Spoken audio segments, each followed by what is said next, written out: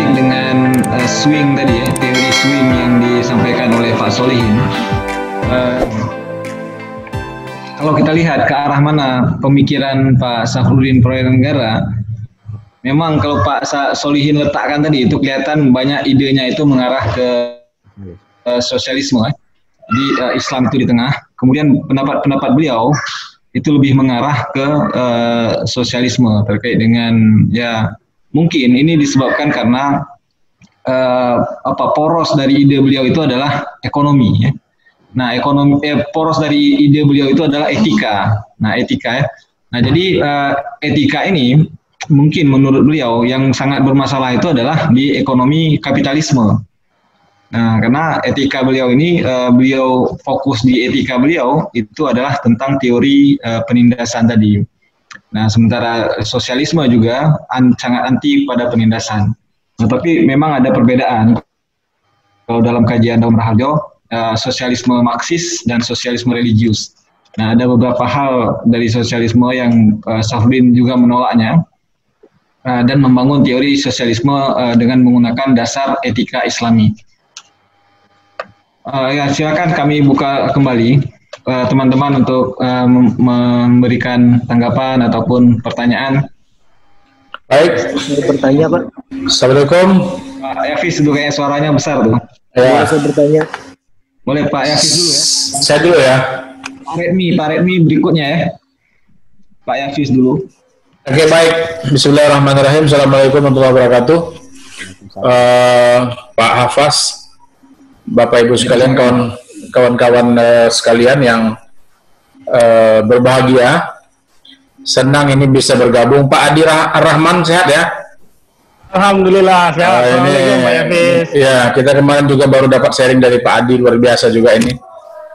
Pak Solihin, ini menarik ini diskusinya dan saya kira paparannya juga cukup baik ya dengan pendekatan swing idea tadi ya. Saya kira itu salah satu bentuk metode untuk mencoba melihat peta pemikiran juga itu. Saya kira saya sangat tertarik. Tapi begini, saya mendengarkan paparan tadi dan juga beberapa ulasan dari kawan-kawan, saya malah sampai pada sebuah kecurigaan bahwa sesungguhnya Safruddin ini lebih tepat dikatakan adalah sosok atau tokoh pemikiran yang tidak punya suatu pola pemikiran yang tegas.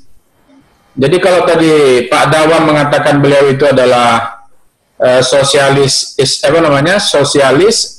religius pragmatis, saya malah sebenarnya mencurigai untuk tidak mengatakan, jadi Daum Raharjo hanya untuk tidak mengatakan bahwa Safruddin ini sesungguhnya memang orangnya pelin-pelan gitu. Dia tidak punya sebuah konsep pemikiran yang tegas ya. Misalnya kalau kita ingin melihat pemikiran yang runtut misalnya seperti Syahrur. Syahrur itu kan jelas dia tawarkan sebuah konsep teori limitasi ya. Nazriyatul haq ya. Jadi teori limitasi ketika misalnya Syahrur mengomentari tentang bunga bank, beliau katakan ya sah-sah saja sejauh misalnya berada dalam range batas atas dan batas bawah. Itu yang kemudian Syahrur sebut sebagai limitasi itu. Jadi sejauh bahwa misalnya berada dalam range itu oke-oke saja, tidak ada problem. Dan saya kira Syahrur misalnya dia sangat konsisten kemudian dengan teori ini juga ingin menganalisis berbagai persoalan-persoalan lain. Nah, dari paparan yang disampaikan oleh Pak Solihin, saya mohon maaf Pak Solihin, ini saya mencurigai sesungguhnya Safruddin ini memang tidak punya pola yang tegas terkait dengan pemikiran ekonominya gitu ya. Saya lebih cenderung sebenarnya Safruddin ini lebih kepada arah untuk mensintesakan antara realitas dengan substansi nilai-nilai etis. Itu saja sesungguhnya. Kalaupun kemudian Safruddin ada berbicara tentang zakat, ya hanya kebetulan karena memang beliau orang Islam. Tapi ketika misalnya mengomentari tentang riba, kita melihat bahwa ternyata Safruddin tidak apa namanya tidak konsisten dengan apa namanya dengan ajaran Islam fikih tentang riba itu sendiri. Jadi kalau tadi Pak Solihin mengatakan karena memang beliau tidak punya latar belakang pendidikan agama yang baik, saya kira juga tidak seperti itu. Karena seperti contoh Fazlur Rahman, kemudian tadi dibilang Pak Fasdor Khalis, punya latar belakang pendidikan agama yang baik, tapi juga misalnya mencoba menafsirkan beberapa teks-teks itu tidak dengan pendekatan apa namanya tekstual ya, tapi coba jadi ini apa namanya ini mungkin apa namanya saya ingin mengatakan bahwa mungkin saja dugaan saya memang Safruddin ini ia tidak punya satu pola pemikiran yang konsisten. Jadi memang lebih kepada mencoba mensintesakan antara realitas kehidupan yang ada pada masanya hidup dengan nilai-nilai etis substantif yang beliau pegang. Nah, saya kira itu saja. Ini mungkin hanya respon Pak Solihin. Tapi saya terus terang saya senang paparannya luar biasa dan komentar-komentar dari Bapak Ibu yang luar biasa. Saya merasa bangga bisa bergabung bersama institut ini.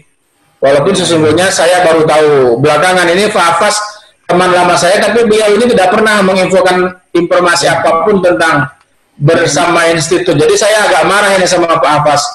Saya baru malah dapat informasinya dari Pak Adi, ya. Adi Ar-Rahman. Nggak mungkin Pak, orang Malaysia aja tahu Pak. Oh gitu ya. Kalau orang Malaysia itu mungkin itu ada apanya, ada ininya lah, ada reasoningnya ya, karena mungkin Pak Hafaz punya koneksi dengan orang-orang Malaysia sebagai. Oke, baik, saya kira itu mungkin komentar saya, Pak Solihin. Terima kasih. Kawan-kawan semua, saya kembalikan. Assalamualaikum warahmatullahi wabarakatuh. Itu provokasi yang sangat menarik itu Pak Solihin mungkin akan jawab nanti. Silakan teman-teman yang lain. Kita ambil 3 juga. Silakan yang ingin mengajukan pertanyaan mungkin. Pertanyaan belum boleh ya. Izin bertanya. Siapa dari Pak Remi ya? Firdaus. Pak Firdaus ya? Iya. Ya, disilakan Pak. Ya, selamat malam. Ya, selamat malam. Terima kasih banyak saya diberi ruang untuk bergabung di Zoom ini. Saya memang tidak punya basic ekonomi dan juga tidak punya pengetahuan tentang ekonomi Islam. Jadi saya mau bertanya sebenarnya. Pertama, saya membaca sedikit tentang latar belakang Pak Saf ini, Safruddin Prawira Negara ini, Pak, atau juga di waktu kecil disebut dengan dipanggil dengan Udin itu, karena namanya di belakang ada Udinnya ya. Jadi termasuk Udin sedunia juga beliau ini. Pertama, memang latar belakangnya adalah berpendidikan hukum ya. Yang kemudian menjadi di perguruan tinggi yang kemudian menjadi cikal bakal Fakultas Hukum UI sekarang gitu. Nah, saya tidak tahu pendidikan sebelumnya ya. Kemudian secara karir politik kemudian beliau menjadi Menteri Keuangan dan bahkan juga menjadi Presiden Pemerintahan Darurat Republik Indonesia. Nah, saya malah curiga, tapi mohon nanti dikonfirmasi bahwa sebenarnya Pak Saf ini karena karir perjalanan akademik dan karir politik itu dan dia berakhir sebagai Menteri Keuangan itu, apakah dia sesungguhnya adalah pemikir ekonomi Islam atau dia praktisi ekonomi Islam yang kemudian dipraktekkan ketika dia menjabat sebagai Menteri Keuangan itu gitu. Karena memang kalau kita melihat dari beberapa pemaparan tadi dan juga tulisan yang ada, beliau kan sebenarnya berusaha untuk mencari koeksistensi antara nilai-nilai Islam atau ajaran-ajaran Islam kepada praktek ekonomi modern di Indonesia. Nah, ini kan juga tidak lepas dari posisi beliau itu sebagai Menteri Keuangan Republik Indonesia. Nah, pertanyaan saya di sini sebenarnya adalah, apakah beliau ini sungguhnya adalah pemikir ekonomi Islam, atau memang praktisi ekonomi yang kemudian membawa nilai-nilai Islam ke ruang praktik ekonomi itu? Ini pertanyaan mendasar saya sebagai orang yang tak punya pengetahuan sebenarnya secara epistemologis, kemudian aksiologis tentang ekonomi Islam ini. Makasih banyak, Dokter. Pak Firdaus tadi belum memperkenalkan diri ya. Pak Firdaus dari mana, Pak? Oh iya, saya Firdaus. Saya sehari-hari berkhidmat di program studi pendidikan sosiologi di STKIP Kediri Sumatera Barat di Padang. Ya. Abbas, Bang Firdaus ini S3 Sosiologi di Universitas Indonesia. Beliau kawan sepetiduran sama itu. Biarin aja berantem orang berdua tuh. Oh. Ini Pak Adi ini terlalu berlebih-lebihan ini, Pak Abbas. Keren rupanya. Salam kenal Pak Firdaus. Salam kenal Pak. Ya, ada lagi silakan. Satu orang lagi mungkin. Nah itu Pak Adi, anak mudanya tuh udah naik-naik tuh. Silakan satu orang lagi mungkin. Pak Nurizal mana tadi Pak Nurizal?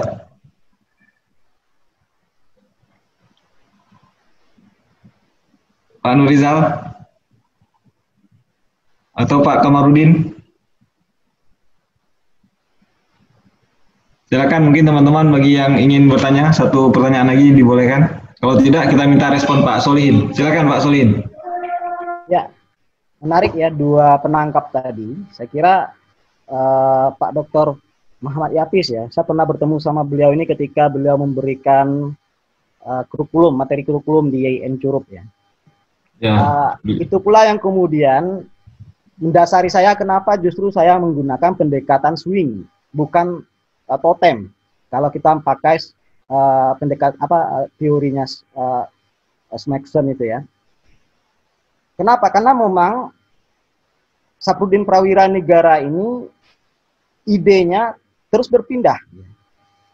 Makanya dalam pendekatan swing itu asumsi yang dibangun di situ, yang namanya tokoh, gitu ya, yang namanya tokoh pemikir itu tidak akan pernah menjadi seorang yang murni seperti yang dia imajinasikan, tetapi dia akan selalu berpindah dari satu spektrum ke spektrum lain selama itu dipengaruhi oleh dua hal. Pertama adalah bacaan atau literasinya, yang kedua adalah lingkungan dia, ya, atau setting sosial dia di mana.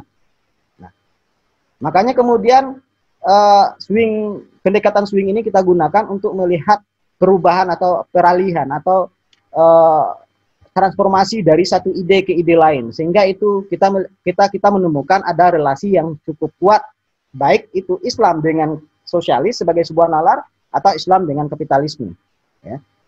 Jadi itu dasar filosofinya, sehingga kita menggunakan pendekatan swing ini. Jadi saya juga tidak berani kemudian mengatakan apakah Saprudin Prawira Negara ini sebagai sosok yang tidak tegas, ya. Tapi dalam ranah pemikiran saya kira ini sah-sah saja. Kenapa? Karena tidak ada seorang pemikiran yang murni sebagai apa yang dia bayangkan. Contoh paling sederhana, satu ketika kita bisa saja menjadi orang yang liberal, satu ketika kita bisa menjadi orang yang sekuler, bahkan sangat islami sekaligus. Tergantung kita mengadopsi, membaca lingkungan, membaca teks sebagai sebuah sumber pengetahuan.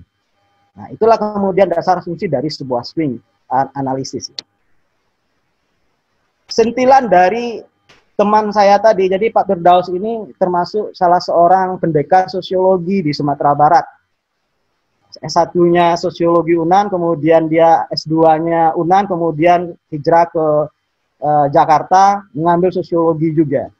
Jadi sebenarnya dia pengen menyentil saya, coba deh lihat Saprudin Prawira Negara itu dalam nalar teknokrat.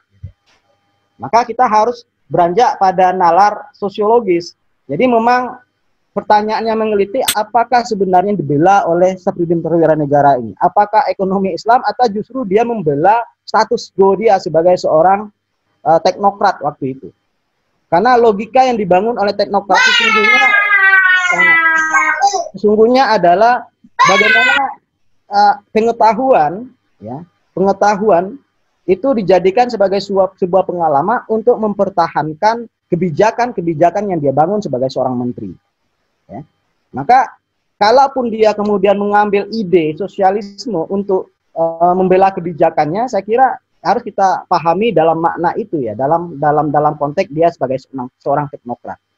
Jadi nalar seorang teknokrat itu pasti akan menggunakan pengetahuan untuk membela kepentingan-kepentingan negara. Hanya saja yang mungkin menjinakkan dia sebagai seorang ekonom, dia juga dipengaruhi oleh lingkungan keluarga Masyumi ya. Karena dia juga termasuk salah seorang fungsionaris Masyumi yang berbeda kemudian dengan Syahrir, kemudian dengan Soekarno, termasuk dengan intelektual sosialis yang seangkatan dengan dia. Jadi di samping dia memang sebagai seorang muslim, tapi dia juga sebagai seorang ekonom yang ini yang membedakan kemudian Safruddin dengan Hosokuro-Minoto. Ya. Kalau Hosokuro-Minoto saya kira bukan teknokrat dia, tetapi justru benang murni sebagai pemikir Islam plus aktivis pergerakan. Kalau Safruddin Prawira Negara dia adalah politisi dan kemudian di ujung karirnya dia diangkat menjadi menteri, itu dia harus kita lihat sebagai teknokrat. Nah, nalar teknokrat ini pasti akan menggunakan pengetahuan untuk membela kepentingan negara ketika itu memang dia sebagai penyiasat. Saya kira itu jawaban sederhana atau ilustrasi sederhana saya tentang pilihan-pilihan ide dari Safruddin Perwira Negara. Ya, saya kembalikan pada Pak Atas Tukani.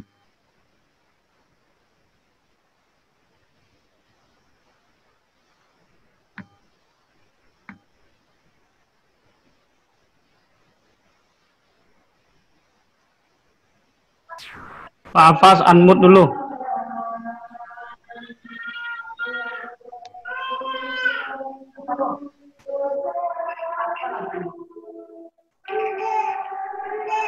Oke. Ya baik, terima kasih Pak Solihin. Nah memang kita bisa menarik sebuah garis ya. Kalau swing itu memang ya ketika Pak Solihin mengangkat teori swing tadi, swing itu kan bahasa Inggris artinya ya berayun ya. Nah seolah-olah memang agak susah kita melihat di mana kalau kita mencari konsistensi pemikiran Safruddin Perwira Negara ya, sehingga Pak Yafiz tadi mengatakan seolah-olah tidak konsisten pemikiran beliau. Jadi ya kita dalami lebih lanjut. Mungkin teman-teman lain ingin menanggapi bagi yang sudah membaca buku Pak Safruddin Perwira Negara, mungkin ada pendapat-pendapat lain.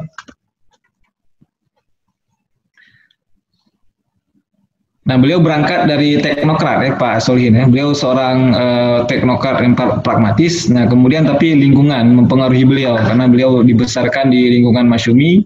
Nah, di situ beliau membangun diskursus tentang Islam, kemudian mendalami ajaran-ajaran normatif Islam sehingga itu mempengaruhi cara berpikir beliau dan cara beliau mengambil kebijakan ya. Nah, tapi memang poros beliau itu ya sangat pragmatis ya, sangat pragmatis. Nah, ada lagi silakan. Pak Yusdani itu belum ngomong Pak Yusdani. Pak Kusen mungkin.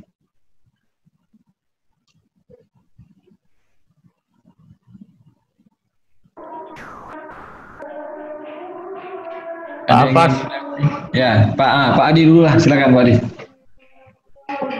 Baik, terima kasih. Menarik ya diskusi kita malam hari ini. Saya kira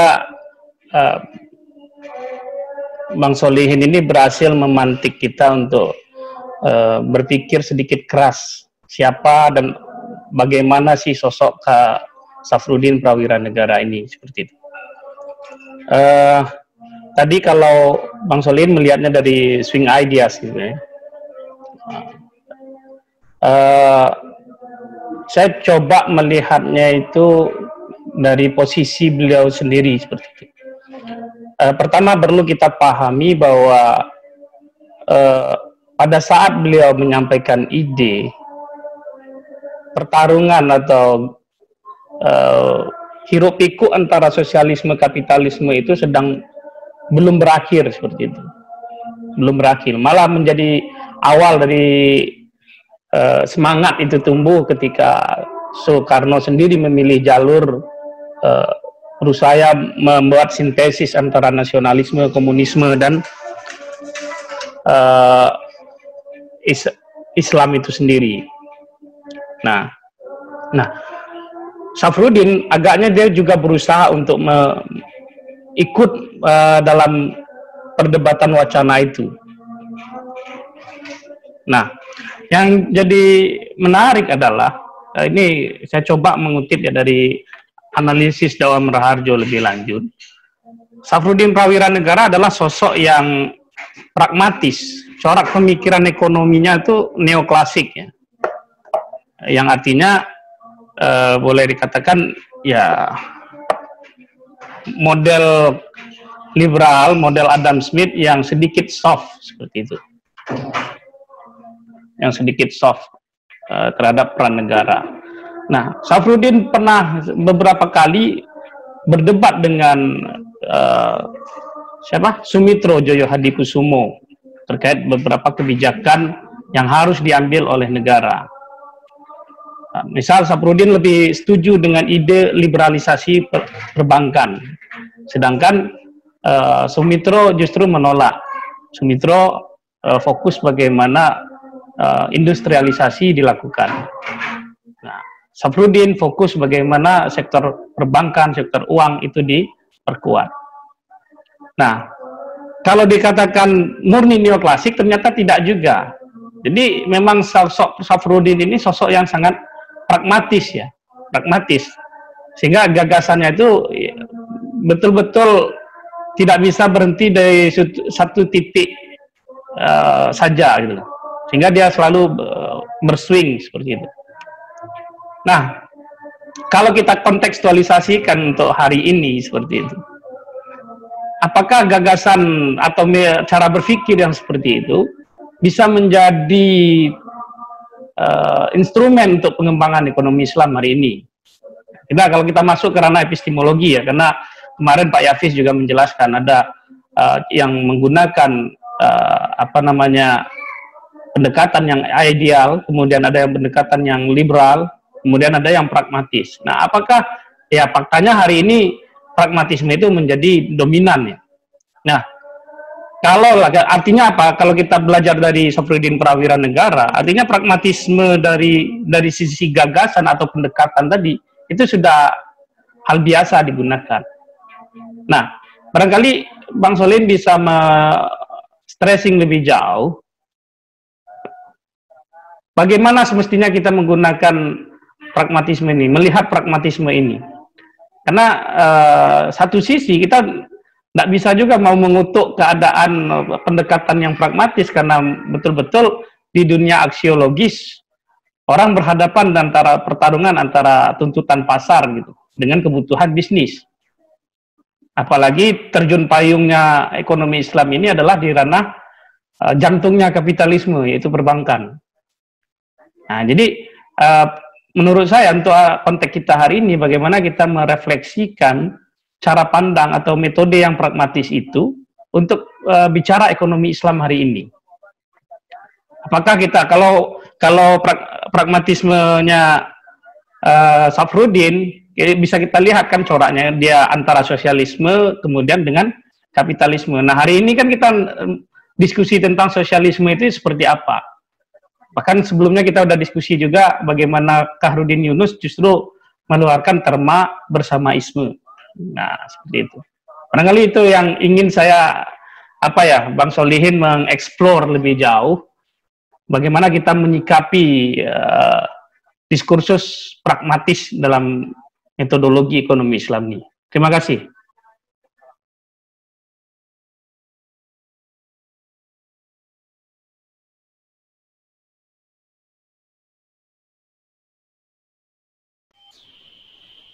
Oke. Prof. Hapas udah ini ya? Udah keluar? Belum.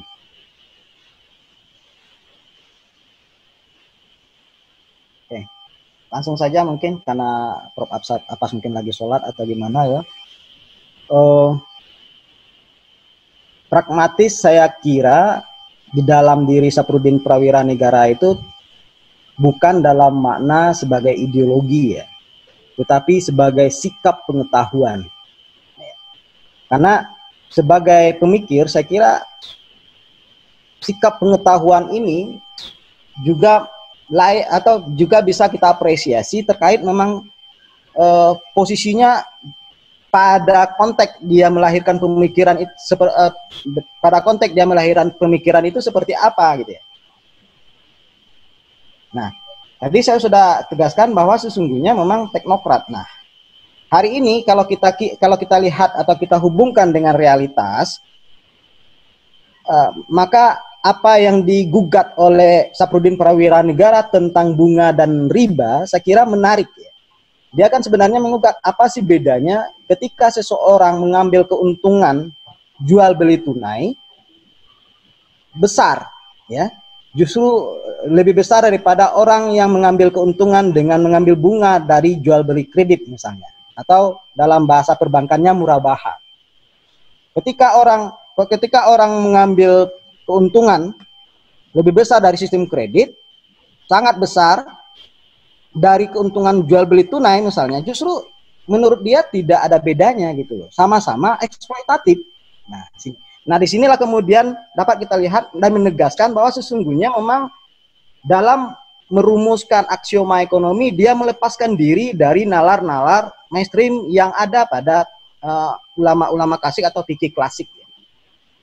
Karena fikih klasik kalau kita lihat memang sandarannya adalah teks dalam memaknai riba. Sementara Safruddin Prawira Negara pondasinya adalah lebih substantif lagi, yaitu eksploitasi. Bagi dia akan justru jual beli kredit itu lebih manusiawi gitu ya. Atau kredit justru lebih manusiawi dengan bunga fix misalnya 6%. Sementara orang yang jual beli tunai yang mengambil keuntungan 400%, itu menurut dia justru dalam pandangan dia sebagai seorang humanis justru sangat tidak manusiawi dan tidak islami. Nah, itu yang kebenaran nalar itu yang kemudian dia gugat. Nah, apakah kemudian Safruddin Prawira Negara ini mengeluarkan pemikiran seperti itu erat hubungannya untuk membela kepentingan dia atau mempertahankan dia status quo dia sebagai teknokrat, membela kepentingan negara waktu itu? Ya saya kira perlu studi yang lebih lanjut gitu ya. Mana yang lebih dominan mempengaruhi dia, jabatan dia sebagai sosok sebagai menteri keuangan atau justru sebagai pemikir ekonomi Islam atau ekonom teknokrat waktu itu gitu. Nah, pertanyaan tadi bagaimana kita melihat pragmatisme yang ada pada dunia perbankan hari ini? Saya tidak bisa menilai dalam makna praktisi tidak, tapi dalam kacamata pengkaji ya. Kita sebagai pengkaji yang perlu kita kembangkan salah satunya misalnya adalah indeks eksploitasi. Jadi coba dulu keluar dari terma-terma mainstream fikih. Kita coba ambil terma-terma yang bersifat pembebasan misalnya dari Safruddin Prawira Negara tentang perbankan syariah. Kita coba timbang perbankan syariah dalam konteks misalnya dalam indeks eksploitasi. Nah, berbicara tentang indeks eksploitasi, maka yang perlu kita soroti adalah seberapa nyaman nasabah itu dengan terma-terma produk-produk perbankan syariah hari ini, atau justru mereka merasa justru tidak manusiawi. Jadi tidak heran kemudian ketika kita bertemu secara empiris dengan masyarakat yang mengatakan kok sama aja perbankan dengan perbankan syariah dengan konvensional. Bahkan lebih subtil lagi, salah seorang profesor di Yogyakarta itu mengatakan kok perbankan syariah itu kan sebenarnya sama saja, tuyul dikasih peci. Nah ini kan sebenarnya sentilan. Dan ini jauh sebelum sentilan itu juga sudah diungkapkan secara akademik oleh Safruddin Prawira Negara di tahun-tahun 50-an gitu ya. Nah, tetapi dia lebih maju dari pemikiran tekstual waktu itu, karena memang corak pemikiran Pak Surahman itu kan sebenarnya adalah modernis kontekstual. Jadi ketika dia ingin menyerang otoritas agama, yang dia persoalkan itu adalah pemakaian makna dari teks itu sendiri dulu, konteksnya apa, contohnya riba, dia maknai dulu konteksnya apa, sehingga yang keluar dari terma Islam itu kok riba gitu loh. Sehingga dia menyimpulkan tidak ada hubungan riba itu dengan kredit perbankan sesungguhnya. Makanya kemudian dia mengatakan pendapat yang saya kira bersifat nawadir ya, agak jarang dan berbeda dengan mainstream. Bunga itu tidak haram. Bunga itu justru tidak haram karena tidak ada padanan bunga dalam Islam itu sendiri. Contohnya dia menggunakan tafsir Yusuf Ali kalau nggak salah, dia mengatakan Yusuf Ali itu menggunakan terma yusuri, itu juga tidak sepadan dengan riba dalam Islam. Oleh karena itu konteks riba yang dia gunakan dalam pemikirannya itu tidak ada korelasinya dengan bunga di bank. Makanya oleh karena itu dia mengatakan bunga justru tidak haram, justru boleh-boleh saja, dan itu bersifat natural, alamiah dari seorang manusia gitu. Nah itulah kemudian saya katakan pada ranah itu ketika dia mengungkapkan pemikiran seperti itu, sesungguhnya memang Safruddin ini berpindah dari Islami ke kapitalis dalam makna tadi disebut oleh Adi Rahman neoklasik gitu ya. Ricardian dan lain sebagainya. Jadi itu saya kira Bung Adi ya, penjelasan saya. Baik, Pak Solihin. Pak Adi mau tambah lagi? Sedikit lagi ya. Ini saya ketinggalan tadi. Safruddin ini kan Western educated nih, tapi dia memilih jalur ke Masyumi. Nah di sisi lain kita lihat di Masyumi sendiri, saat itu misal ada Zainal Abidin Ahmad yang dia juga menegaskan riba itu haram. Nah di sisi lain ini menarik ya, di tubuh Masyumi sendiri ternyata diskursus tentang ekonomi Islam ini cukup berkembang ya. Kalau Romi Nadir tuh ngomongnya tidak ada tawaran gagasan di Masyumi yang otentik, justru dari diskusi kita hari ini justru sangat sangat dinamis. Bagaimana misalnya Kasman Singodimedjo justru mengatakan bunga bank itu tidak riba. Nah kemudian ini tidak lain mungkin ya kalau asumsi saya adalah pengaruh dari gagasan Rashid Ridha dan Muhammad Abdu yang berusaha keluar dari mainstream tradisional dari tentang riba ini. Nah tentu ketika kita bawa ke konteks hari ini, kepentingan kita kan bagaimana merefleksikan suatu gagasan tadi untuk kepentingan hari ini seperti itu. Nah tentu ini berbeda dengan mainstream. Nah sikap seperti apa? Maksudnya barangkali kita perlu juga melakukan bagaimana mengambil substansi dari pemikiran Safruddin ini sehingga bisa kita bawa. Tadi kan saya sepakat misal dengan merumuskan indeks eksploitasi dari perbankan dan seterusnya. Akan tapi kan saya rasa kita sangat sepakat sekali kalau kita ngomong ekonomi syariah itu bukan hanya soal bank seperti itu. Nah, bagaimana kita bisa merefleksikan ini dan supaya kita ide semacam bukti ya di tubuh Masyumi sendiri yang dulu bergulat dengan di wacana-wacana Islam, ternyata dinamikanya sangat hidup sekali. Nah hari ini pun ya diskursus ini harus kita hidupkan kembali. Nah, tapi tentu harus ada refleksi apa yang perlu kita ambil dari ini selain kita kontekskan ke dunia perbankan. Mungkin seperti itu. Oke, baik Pak Adi. Ya saya pikir kita masih punya waktu 5 menit lagi lah ya. Karena ini juga sudah agak malam. Mungkin terakhir saya beri kesempatan kepada teman-teman untuk merespon satu orang saja, merespon kepada Pak Solihin mungkin supaya tidak biar enak tidur malam nih. Jangan nanti nggak sempat bertanya kepada Pak Solihin yang sudah mendalami Pak Safruddin. Silakan. Kalau tidak ada, saya akan memberikan ya sedikit ringkasan mungkin. Kelihatannya nggak ada ya. Pak Firdaus itu mau tanya Pak Firdaus. Hidupkan mic-nya Pak.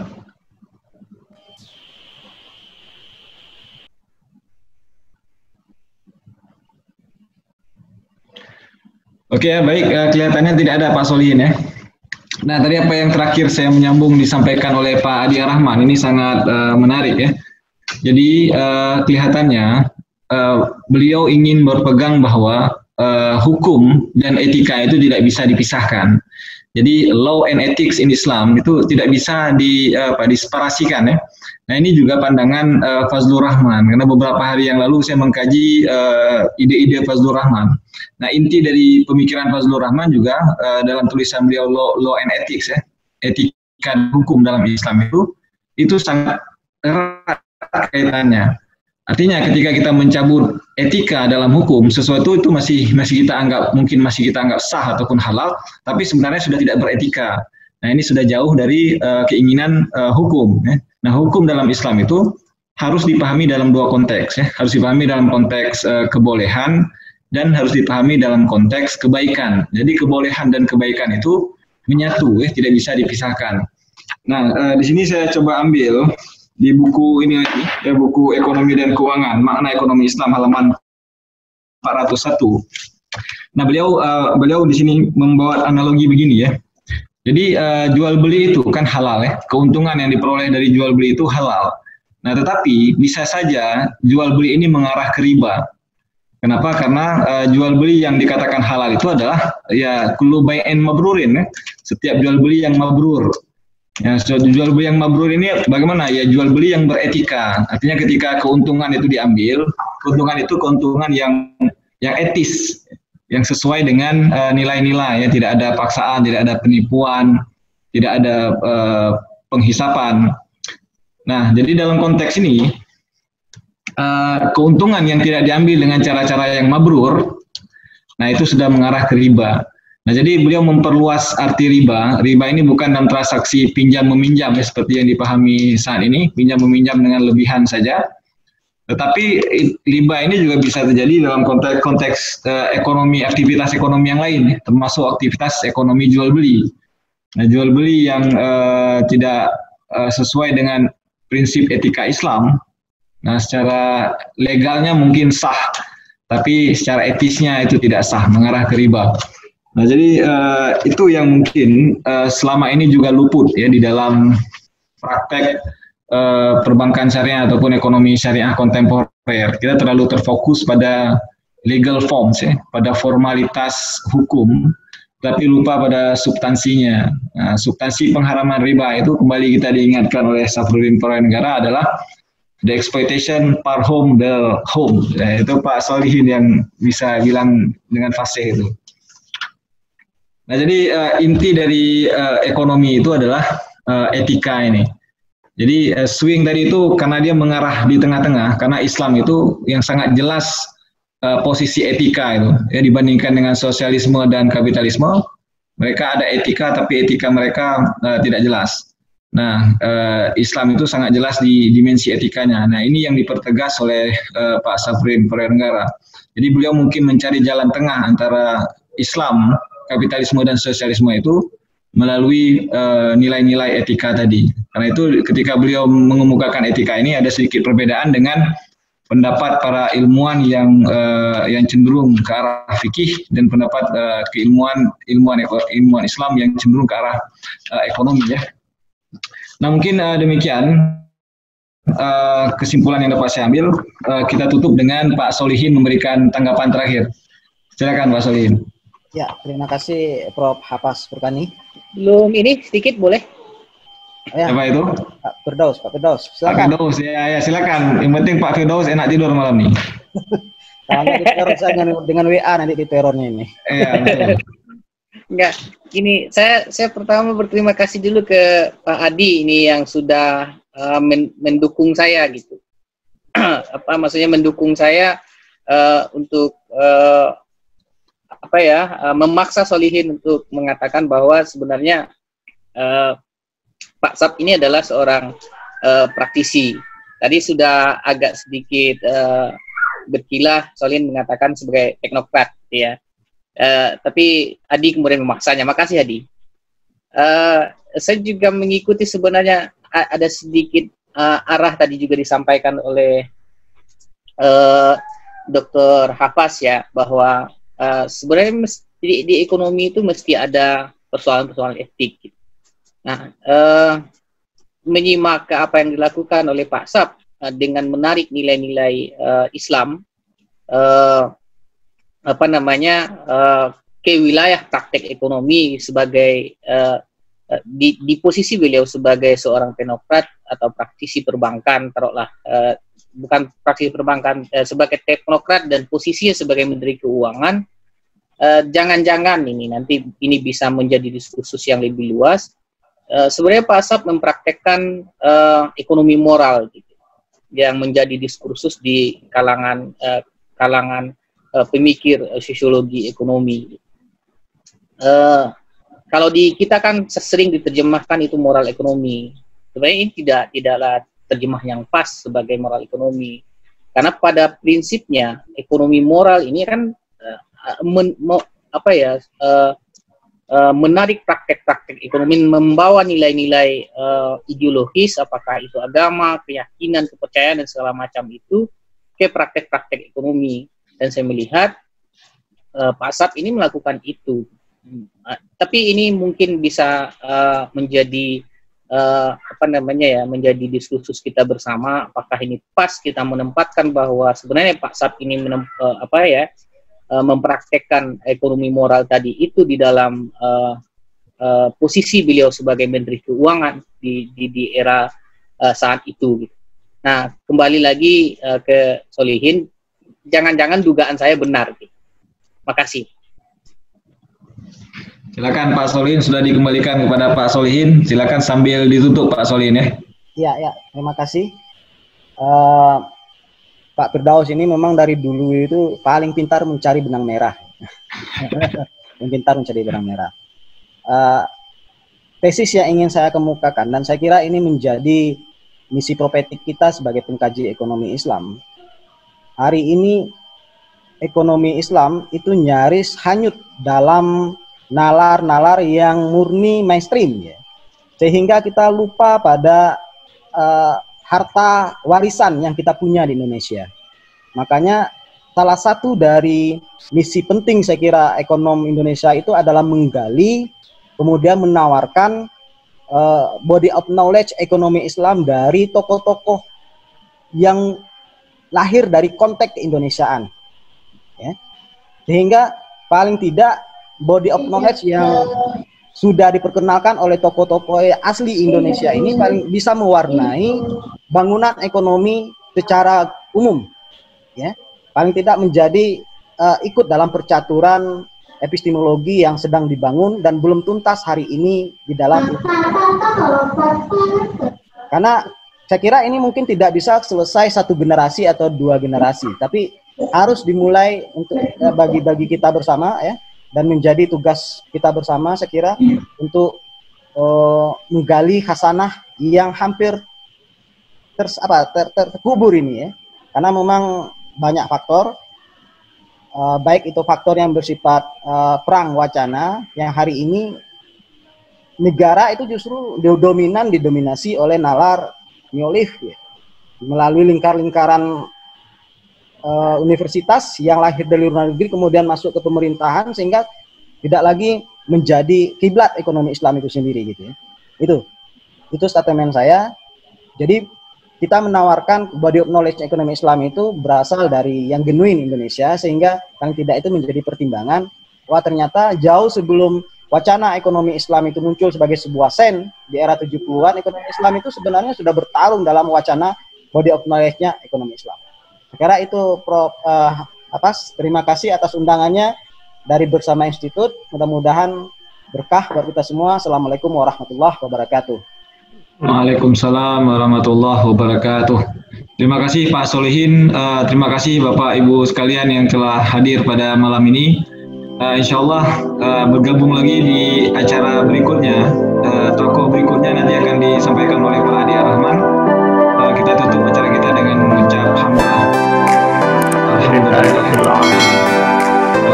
warahmatullahi wabarakatuh. Waalaikumsalam warahmatullahi wabarakatuh.